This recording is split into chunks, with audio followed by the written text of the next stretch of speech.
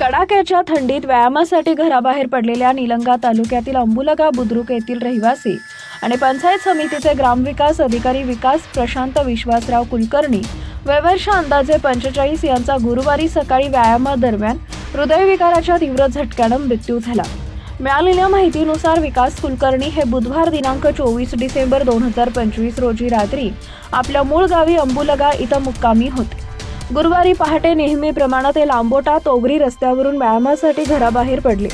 रस्त्याच्या कडेला व्यायाम करत असतानाच त्यांना अचानक हृदयविकाराचा तीव्र झटका आला आणि ते जागीच कोसळले।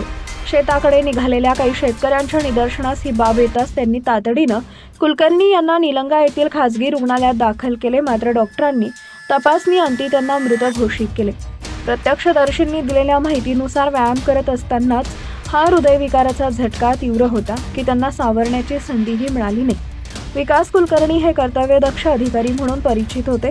त्यांच्या निधनाचं वृत्त समजताच निलंगा पंचायत समितीसह अंबुलगा परिसरात शोककळा पसरली आहे।